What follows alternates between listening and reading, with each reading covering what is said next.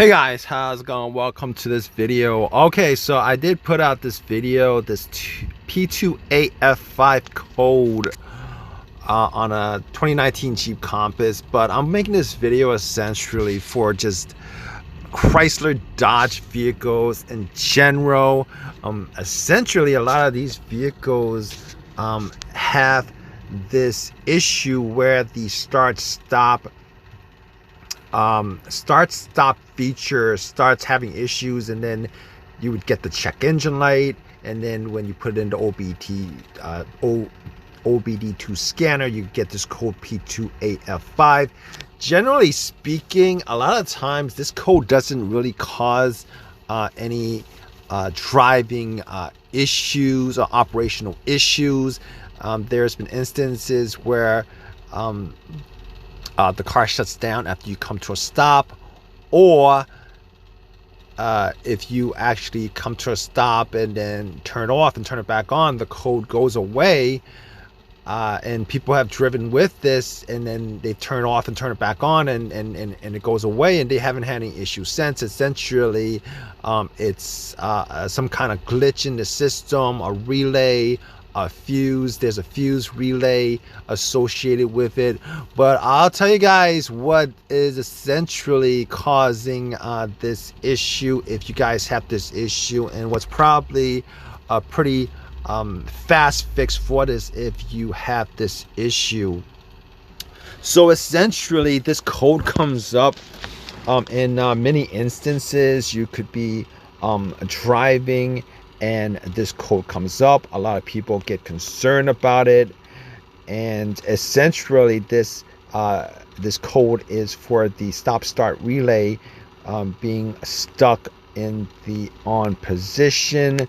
And a lot of people have gone this after replacing the battery, or there's been people who have even said that they've gotten this issue after getting an oil change.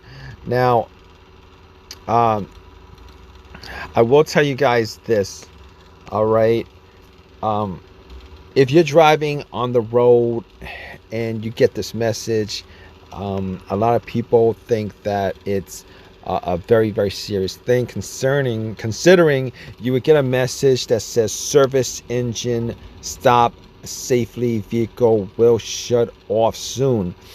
A lot of people who have gotten this message will shut the vehicle down and then drive it, or they won't drive it, but if they do, they'll take it to the dealership, and it gets very expensive. If you guys have had issues where you guys don't know too much about the issue and you guys take it to the dealership, even if you guys take it to a regular shop, a lot of times what they'll do is they'll tell you it's something that's causing it, and it turns out not to be that.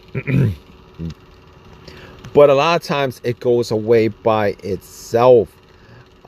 If you guys have had this, definitely this code and any of the issues associated with this code, definitely drop a comment in the comment section and let us know what caused it and what fixed it. But I'll tell you what actually fixed the issue I'll tell you what would actually fix the issue 90% of the time. A lot of times what a lot of people will do in this situation is they'll either swap out the relay or the fuse.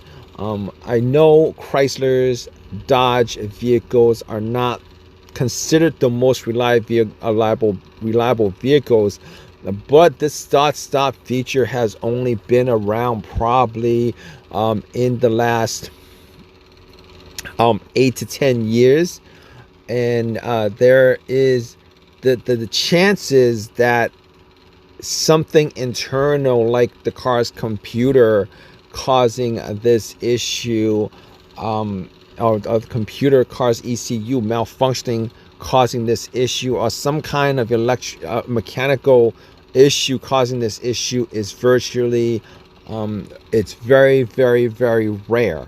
All right, so As I said earlier, a lot of people who have had this issue essentially has had this issue after doing certain things like changing, having the oil changed, or changing up the batteries. Most of the time, changing up the batteries or having the battery serviced in some way where the terminals were taken off the battery and popped back in have caused this issue.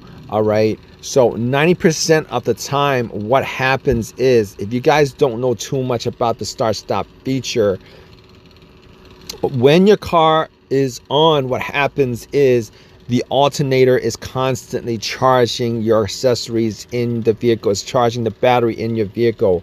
When it stops, with the start stop feature, what happens is the two batteries, the auxiliary battery mainly and the main battery, they kind of work together to charge up whatever you have running during that short stop at a traffic light or whatever. So if you have your blower motor going, if you have your battery, if you have your radio, your LCD screen, your dash lights, the computers, the car's computers, ECU module, everything that's electrical will run off the auxiliary and the main battery. All right, now you guys will have this problem with this code if it's not, if your computer is not reading that there's not enough of an electrical charge coming from the auxiliary battery or the main battery to keep the system going. What happens, you're going to get that code. The start stop is probably not going to be it's not going to turn on. It's not going to turn the car off at the at a stoplight or at a stop. And essentially you're going to get this code because it's going to read that there's not enough of an electrical charge to charge up or to run any of the accessories that you have in your vehicle while the car is at a stop. So a lot of times with these codes, you're not going to have the start stop working in this situation because the alternator will keep on running to offset that. So what you guys want to do in this situation is you guys definitely want to look at the auxiliary battery and the main battery to see whether they can hold a charge, whether they can hold whether the batteries are still good. That's the first thing you want to do. If your batteries are 3-4 years or older, basically that's when batteries go bad. That's when the batteries go and die out. Obviously you're going to want to change the battery. Here's what happens when a lot of people change these batteries. A lot of times they do not tighten in the terminal rings. They do not clean up the terminal rings. If you have corrosion, you definitely want to clean up the corrosion in the terminal rings. Also, you definitely want to make sure that the terminals are tight. The rings are tight. The cables are tight. You want to make sure that they're tight. You want to make sure that the cables have no issues as far as fraying. You want to make sure that the cables aren't somewhat detached, because if there's not enough of a contact area between the cable, or if there's any kind of contact issue between the cable rings and the battery terminals, obviously you're not going to get enough power, and the computer is going to read that there is not an adequate amount of power to the car to run the accessories. That's why 99%, 90% of the time you're gonna have this light come on. It's probably not any of the other things like a fuse or a relay or any of that stuff. However, if you find out that your battery is good and your terminals are tight and clean and there's no problems with it, you might want to go in that direction as far as troubleshooting it, just to see whether all the fuses are good, particularly associated with the start stop feature, and whether the relay is good. But 99% of the time, the main problem lies within the battery, or the battery terminals, and not anything else. But If you guys have your own personal experiences with this, obviously, if you guys are watching this video, you guys have had, if you guys have issues with this code, definitely leave a comment in the comment section and let us know whether how you fixed it, whether this video has helped you guys out. If you guys have any questions, definitely leave a question in the comment section. Please subscribe, please give a thumbs up, all that good stuff. Appreciate your time. Hope this video has helped you guys out and your car's working fine. All right, guys, take care.